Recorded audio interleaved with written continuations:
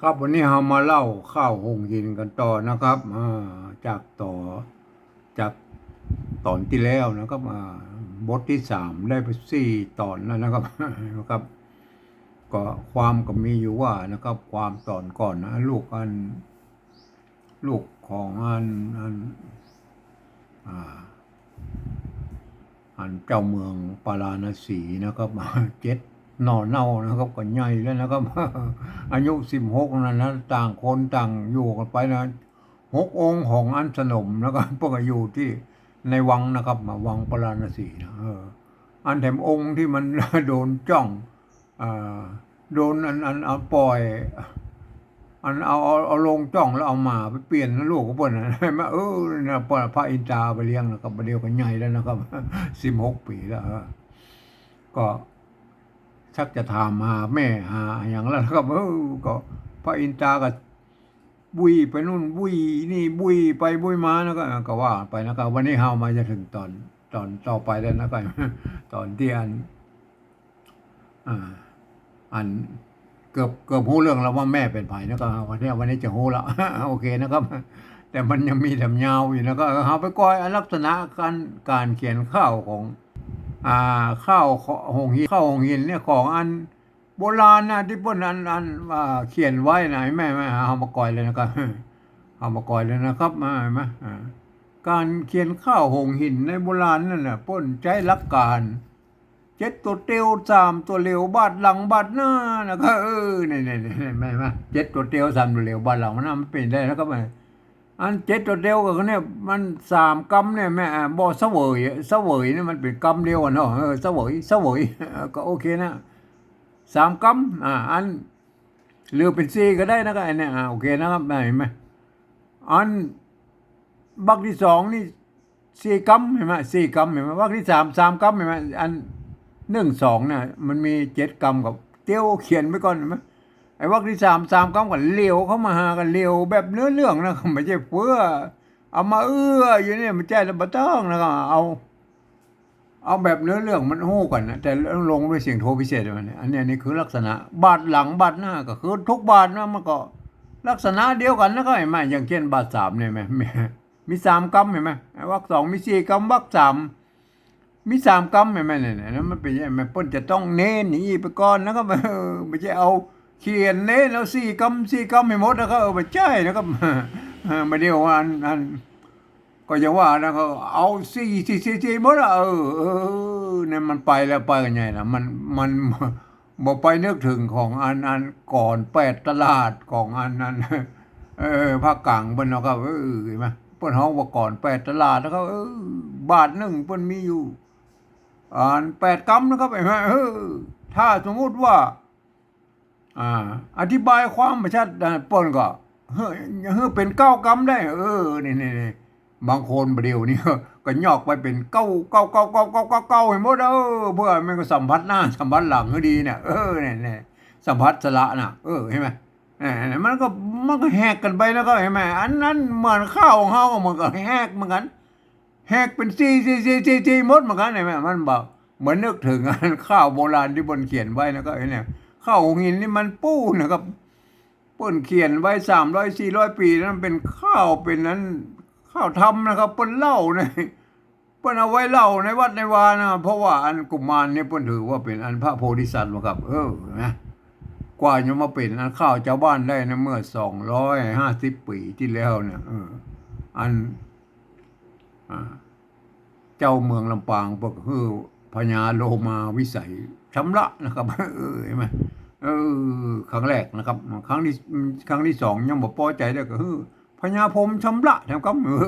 นี่ก็เลยเป็นฉบับอันนี้แหละครับที่อันแปลออกมาเป็นอันเนี้ยอันนี้แปลออกมาเป็นอันภาษาปริวัติแบบที่3นะครับตามสำเนียงของไต้หวันเชียงใหม่นะครับนี่อันนี้คืออ่าอ่านแล้วนะจะเป็นฝรั่งมังค่าอย่างกระจังแล้วว่าคนไทยอย่างอ่านมาแล้วมันจะได้สำเนียงอย่างที่ผมเนี่ยอันสำเนียงอันไต้หวันเชียงใหม่นะครับเห็นไหมเข้าหินลำลายฉบับอยู่นะครับอย่างเชียงใหม่เนี่ยเพิ่นก็มีเจ้าสุริยวงศ์เพิ่นก็ชำระมาแล้วก็แถมฉบับนึงนะครับเห็นไหมแล้วก็ยังเจอทำลายฉบับอยู่นะครับเห็นไหมมาเพราะว่ามันมีทั่วไปแล้วสมัยนั้นเห็นไหม ครับเฮามากอยเลยนะครับฉันทะลักปดเขียนอย่างใดนะครับฉันทะลักของพวกนั้นไอ้แม่อันข้าวนั้นมันจะมีอยู่3 บาทนะครับสมัยนั้นเฮาหมูแล้วว่ามันมีกี่บาทกี่อย่างนะครับปกเขียนติดกับไปเอาตามมันตามที่เพิ่นนั้นเปิ้นชำนาญนะเห็นไหมเปิ้นก็เขียนไปแล้วบ่เปิ้นบ่พอไปห่อแล้วว่าอันยังเป็นหยังเปิ้นก็เขียนไปตามนั้นน่ะแม่มาอ่าแต่เดี๋ยวนี้เฮาแปลออกมาแล้วเฮาเรียบเรียงข้าวมันมีอยู่3 บาทครับ3 บาทแล้วก็ไม่เท่าเยอะบท1 บทมี3 บาทอะบทน้อยนะไม่ใช่บทยาวบทใหญ่นะบทน้อยแต่ละบทบท1 บท 2 บท 3อันเนี้ยก็คือบทน้อยนะไงมันมีอยู่3 บาทนั้น1 บาทนั่นน่ะมีอยู่4 วรรคนะครับเห็นไหม1 2 3 4นะ1 2 3 4แม่นน่ะ4 วรรคเห็นไหมเดี๋ยวนี้แบ่งกันเป็น4 วรรคสมัย100 ปีที่แล้วเปิ้นบาทที่1กับบาทที่3เนี่ยอันไอ้วรรค3กับวรรค4เนี่ยเปิ้นถือเป็นวรรคเดียวกันนะครับเปิ้นถือว่ามีไอ้ว่าบาท1บาท3เนี่ยเปิ้นถือว่ามีอยู่3 วรรคนะครับครับท่านก็โปรดเข้าใจไว้แล้วนะครับเห็นไหมก็อันนั้นเป็นเมื่อ100 ปีที่แล้วนะครับเดี๋ยวนี้เฮาแยกกันเป็น4 วรรคทั้งหมดโอเคนะครับ ท่านก็จะหันว่าไอ้บาทแรกนั้นมันลงด้วยเสียงอันสามัญครับบาทที่2นี่ลงด้วยเสียงบาทที่2นี่ลงด้วยเสียงโทพิเศษครับแม่โทเมืองโทพิเศษแม่อันบาทที่3ลงด้วยเสียงตีนะครับแม่ตีสั้นตียาวก็ได้แม่ตีสั้นตียาวก็ได้อันนี้พูดถึงสำเนียงไต้หวันเชียงใหม่นะครับข้าเนี่ยเป็นเสียงโทพิเศษโทเมืองนะครับแม่นั่นเห็นไหมวัดพระสิงห์เชียงใหม่เปิ้นห้องว่าตีเพี้ยนครับก็โอเคนะจะห้องอย่างไรก็แล้วแต่นะครับมันก็เสียงเดียวกันนั่นละมันก็คือเสียงระหว่างอันเสียงโทกับเสียงตีอยู่กึ่งกลางนั่นนะครับแต่มันอันนี้เอาสำเนียงเชียงใหม่ไต้หวันนะครับถ้าเป็นสำเนียงลือสำเนียงอันยองป่นไปแบบนึงนะครับเห็นไหมป่นลงเสียงเอกนะครับเขานะครับเขาคาเห็นไหมไอ้ปอกเข้าเนี่ยปอกเข้าปอกเขาปอกเขาอันนี้แหงข้าแหงคามันไปทำลายเนี่ยแล้วไงมา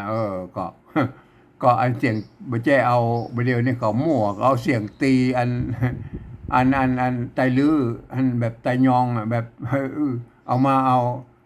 มาใส่อันฉันทลักษณ์ที่เปิ้นเป็นเสียงตีของอันไหนเนี่ยนะท่านก็ไปพ่อกันนึกดีนะครับบอกอธิบายไปหลายตอนนะแล้วก็วันนี้ได้บานก็มาเป็นอย่างนะครับมันเป็นเสียงตียาวอะไรมาโอเคนะครับเอาเริ่มเลยนะครับมาวรรคที่1ของบาทที่1เนี่ยลงเสวยเนาะเสวยเสียงจัตวานะก็ถ้าเป็นเสียงจัตวาเนี่ยถ้าเป็นไตเรือมันเว้ยเสวยเว้ยมันเวยขึ้นไปทางบนนะครับเสวยมันเวยขึ้นไปทางบนเสวยมันเป็นเสวยนะก็เวยจัตวานะครับอันไตยวนจังใหม่นะครับถ้าเป็นไตเรือเสวย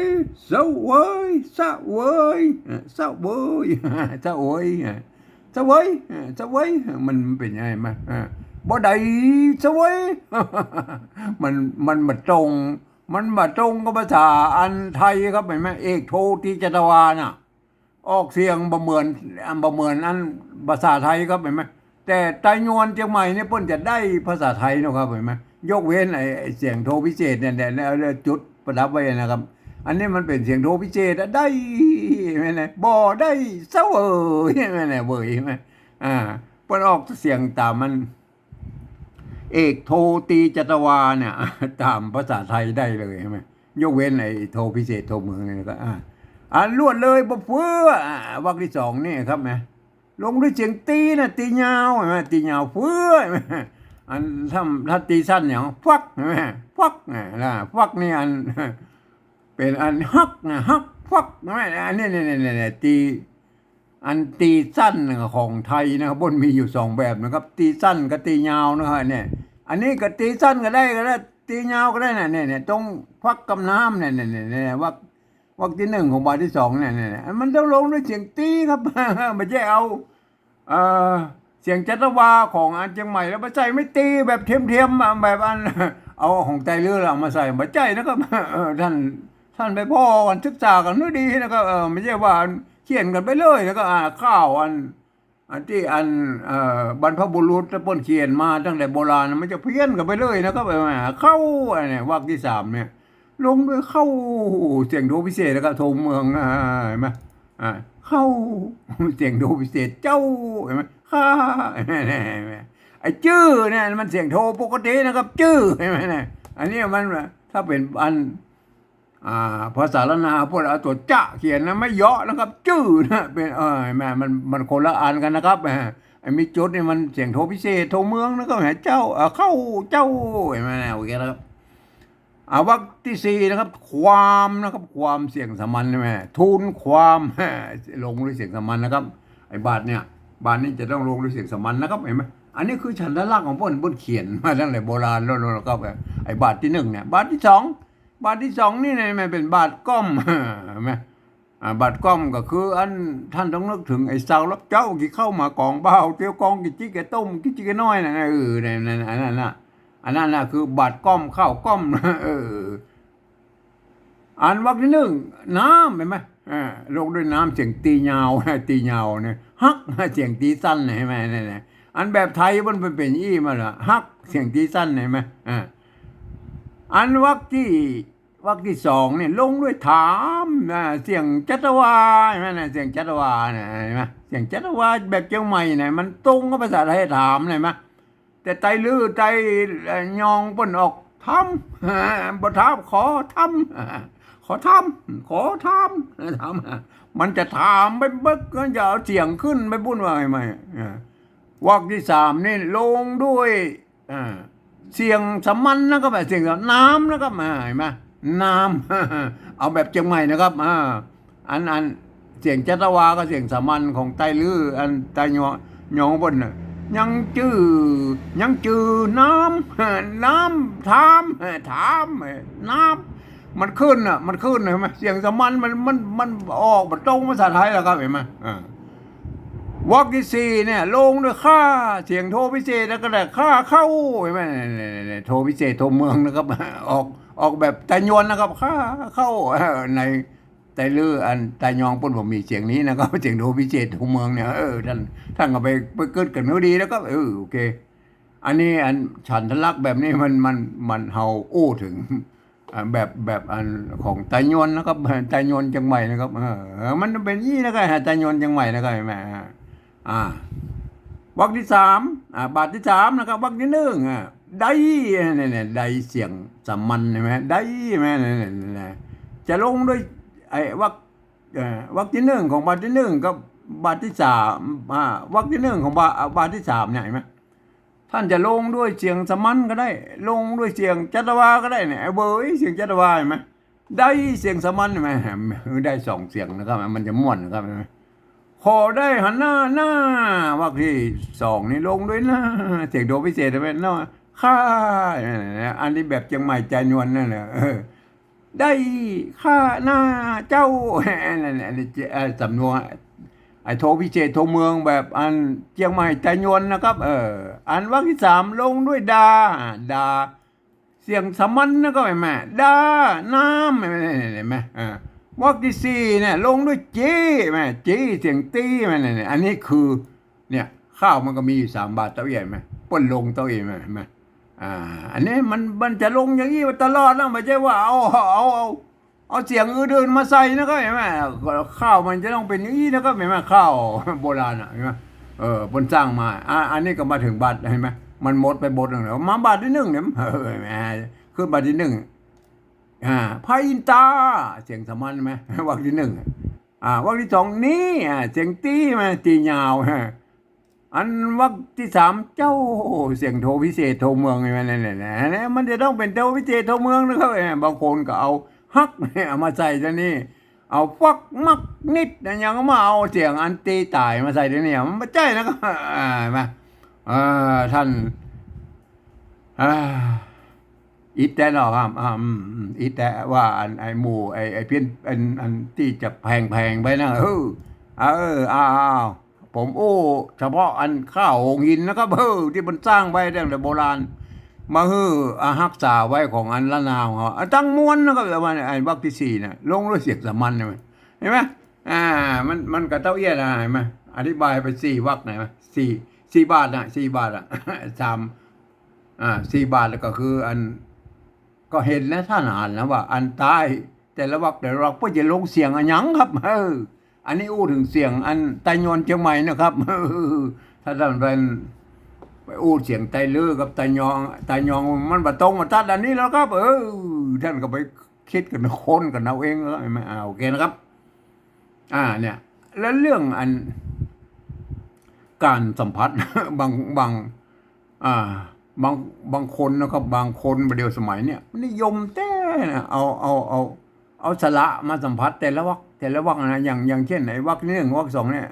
เสวยรวดเลยอันนี้ถือว่าอันสระเอยเนี่ยรวดเลยเนี่ยถือว่าอันเป็นการอันฟุกสัมผัสนะครับเปิ้นไม่ใช่ว่าเอาเน้นมันสัมผัสไอ้สระเอยนะครับเปิ้นบัดนั้นเน้นเปิ้นเอาเนื้อเรื่องบ่ได้เสวยก็รวดเลยแม่มันกันหูเรื่องไปแล้วบ่ใช่เอาสระมาให้สัมผัสกันนะครับเห็นไหมอย่างเช่นนั่นเนี่ยว่าบาทที่ 2เนี่ยวรรค 1 วรรค 2เห็นไหมบ่มีน้ำลูกฮักเห็นไหมบ่มีน้ำลูกฮักขอถามเห็นมันเปิ้นกันหูเรื่องกันแล้วแหละ2 บาทเนี่ยเห็นไหมไอ้2 วรรคเนี่ยเห็นไหมเอาหูเรื่องกันจะไปเอาสระมาใส่จนอันมันบ่ได้หูเรื่องกันเห็นไหมอันนี้ผู้ใดไหมคอได้โอเคนะอันนี้ถือว่าฟุกสัมผัสไปนะครับถ้ามันสัมผัสอันสระได้ก็ถือว่าฟุกสัมผัสได้ถ้ามันมาสัมผัสเนี่ยอินตาเสียกไปแม่เนี่ยมันไม่ใช่อินตามานั่งนั้นนี่มานั้นนี่ไม่ใช่นะเสียกไปนั้นนี่แม่บ้านประจำเป็นจะต้องเอาสระอามาใส่นี่แม่บัดเดียวเอาสระเอาสระมาสัมผัสให้กูว่าเอาจนกันบรรยายอันความบ่หูเรื่องหูราวกันเลยนะครับแม่เปิ้นประจำเป็นจะต้องให้สัมผัสกันนะครับจำไว้ดีนะครับที่เปิ้นคืออันเน้นนั่นน่ะเน้นคืออย่างนี้นะนี่เอกทรงเนี่ยได้ถึงแม้ว่าจะอยู่ตรงนี้ได้เสียงโทพิเศษนะไหมเปิ้นก็เอาเอกทรงไว้ตรงหน้าเนี่ยเอกทรงเนี่ยบ่ได้เอกทรงใช่ไหมบ่ได้เนี่ยไม่เอกอันนี้ไม่เอกเสียงเอกเนี่ยบ่ได้สักเบยมันม้วนอันนี้เราก็เห็นไหมบ่เปื้อเห็นไหมเนี่ยอันบ่เนี่ยบ่อันทรงเสียงตีเนี่ยบ่เปื้อเอกทรงแล้วครับมาอันปอกเห็นไหมปอกเนี่ยปอกมันเสียงโทนะครับเห็นไหมปอกมันเสียงโทก็ถือว่าเป็นเอกทรงนะเอกทรงมันมีไม่เอกนะครับไม่เอกมันไม่เอกเสียงเอกไม่เอกเสียงโทนะไม่เอกเสียงโทเนี่ยอันนี้เสียงโทเห็นไหมเนี่ยเต้ากันเห็นไหมปี้ตี้เห็นไหมปอกเห็นไหมเต้ากันนะเห็นไหมปอกเสียงโทแล้วก็เห็นไหมอันนี้ถือว่าเป็นเอกทรงนะครับเห็นไหมอันมีน้ำเห็นไหมเนี่ยมันไอ้น้ำอยู่เนี่ยมันอันติดนี่ไม่ได้ก็เอาส่งไกลๆเพื่อก็ยังได้นะว่าถึงบ่อยแม่บ่แม่แม่เฮงเจ้าเฮงใช่ไหมไม่เอกถึงเอกใช่ไหมเฮงข้าแม่อันนี้ถือว่าเป็นเอกส่งแล้วก็คอได้หันนะเพราะเป็นจุงจี้แม่อันนี้ถือว่าเป็นเอกส่งแล้วไหมแม่เจ้าเนี่ยเอกทรงนะท่านเขียนไว้นักนะครับว่าถ้ามันเสียงโทพิเศษอยู่ตรงไหนเสียงตีอยู่ที่ไหนนะเอาเอกทรงใส่ให้นักไม่ใช่มาแล้วมันจะม้วนเองนะครับนั่นและอีกอย่างหนึ่งนะเปิ้นเน้นสัมผัสภายในวรรคนี้มากกว่านะครับเนี่ยเน้นเนี่ยภายในวรรคเนี่ยเห็นไหมอย่างเช่นเห็นไหมล้อเนี่ยล้อลวดเลยอักษรกู้นะครับลวดเลยไอ้ลวดเลยอักษรกู้นะปิ๊กปอกใช่ไหมไอ้ปอเนี่ยปิ๊กปอกอักษรกู้เนี่ยทุนความหมายว่าบ่มีนัวขอถามยังชื่อนามมาดาสระอาเห็นไหม มาดาแห่งข้าเนี่ยบนม้วนอันนี้เราอันนี้นะเห็นไหมอ่าขอได้หาหน้าพระบิดาจุงจี้จุงกับจี้เป็นไงจุงจี้จอจุงจี้เสียกไปไอ้นั้นนี้นั้นนี้นั้นนี้นั้นกับนี้นอนะอย่างนี้แล้วก็อันนี้เนี่ยนอเนื้อเนี่ยแพกพิษผวนจึงแพกได้แพกพิษผวนใช่ไหมเนี่ยเห็นไหมสองกำหน้าสองเรานึกแพกเนี่ยนึกแพกเห็นไหมนึกแพกนี่มันสองกำหน้าไปใต้กำหน้าเนี่ยไอ้พิษเนี่ยพิษมันอยู่ดังเพ่แม่เนี่ยเปิ้นก็เอาสองกำหน้าสองกำหลังมาเชื่อมก็เป็นแพกพิษเนี่ยนึกแพกพิษเนี่ยแถมมาปอมันยังมีพิษกับผวนเลยนะแถมกู้นึงให้พิษกับผวนเนี่ยผวนใช่ไหมอันนี้คืออันเปิ้นห้องว่าอันสละกู้นะครับนอเนื้อนอเนื้อได้ถึงเอกทรงได้ถึงนอเนื้อเนี่ยมันเป็นเยี่ยมันม่วนไปแล้วไงไหมขบวนหลายนางอยู่เป้าเนี่ยเอกทรงเห็นไหมเอกทรงอยู่กับเป้าเห็นไหมอยู่กับเป้าเอกทรงเนี่ยมันมีอย่างอี้นั่งนะครับข้าวมาหนึ่งจะม่วนนะครับข้าวโบราณเป็นเน้นอย่างอี้มากกว่านะครับมันจะเน้นเอาอันสัมผัสสละเฮียกูวักเอาจนโบเรื่องแล้วก็แบบเนี่ยยังเจนอันนี้เนี่ยว่าไอ้บาทที่หนึ่งเนี่ยนี่แม่นั่นถ้าเป็นประเดี๋ยวนี่ก็ว่าเป็นแม่เกากี้ตังมวนเนี่ยนะว่าเป็นแม่เกากี้เป็นแม่เกากี้ตังมวนนี่เนาะเอาสลีมาแจ้เลยเนี่ยนี่ว่าเป็นแม่เจ้าเนี่ยไหมอันนี้ฟักเพื่อไหมปิ๊กปอกเข้าทูลความไม่ใช่ลวดบ่อฟักเพื่อมาโอเพื่อทูลความไม่ใช่นะมาเดี๋ยวนี้เอาสละมาอันสัมผัสไอ้กลัวแล้วมันโมโหเรื่องกันอะไรมานี่ไหมป้นอูเรื่องนะลวดเลยบอกเฟือปิ๊กปอกเข้ามันโมโหบอกเฟือแล้วลวดเลยเฟือแล้วก็ปิ๊กปอกเข้าทูลความแล้วก็โอ้ปิ๊กไปโอ้กำเลยมันเป็นอย่างนี้แล้วครับข้าวอันโบราณท่านก็ไปศึกษานะครับวันนี้ก็จะอ่านให้ฟังหน่อยนะครับมาปลายก็จะจ้อยฟังหน่อยนะครับครับเอาจิบน้ำจะหน่อยนะขอโทษทีนะ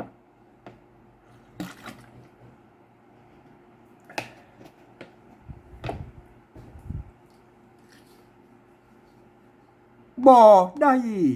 เสวยลวดเลยบอกเพื่อปิ๊กปอกเข้า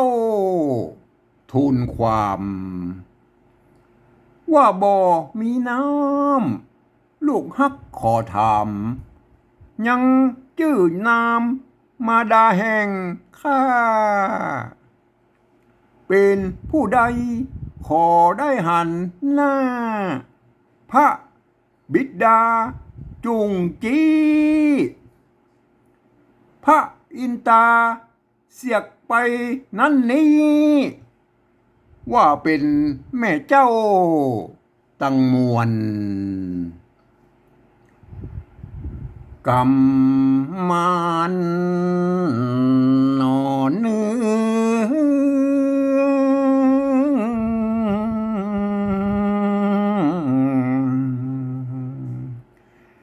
นึกแพ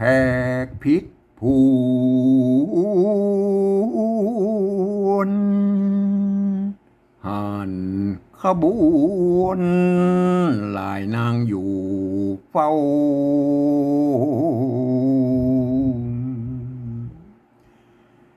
ซ้ำกับคืนถามว่าแม่ออกเจ้าเป็นคนได้แน่แต่พระอินตาทนถามบ่แปะลวดไข่บอกฮือราชาว่าแม่โอรสราชาบุตรตา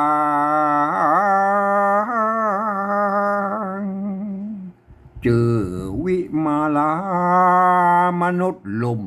ไต เมื่อคลอดปุตตะยังบ่ตันหายฝูงนางนายหม่อมซอยฝูงนางในหม่อมซอยและนายเฮ้ยครับอันวันพุกนี้ก็ได้อันวันนี้มันก็เอาแค่นี้ก่อนนะฮะวันพุกมันจะมีต่อนะฮะอันนี้หูเราว่าแม่จื้อวิภมาลานะมาก่อนยังแถมเรื่องก่อนจะเข้าไปหาอัน แม่ได้เนี่ยโอ้เอาไปน้ำลายตอนนี้นะกว่าจะถึงไอ้ไปหาแม่ที่สวนอุญญาณ2 เท่านะครับนะครับท่านก็โปรดติดตามนะครับวันนี้ก็ขอเล่าเรื่องปลาแค่นี้ก่อนนะครับ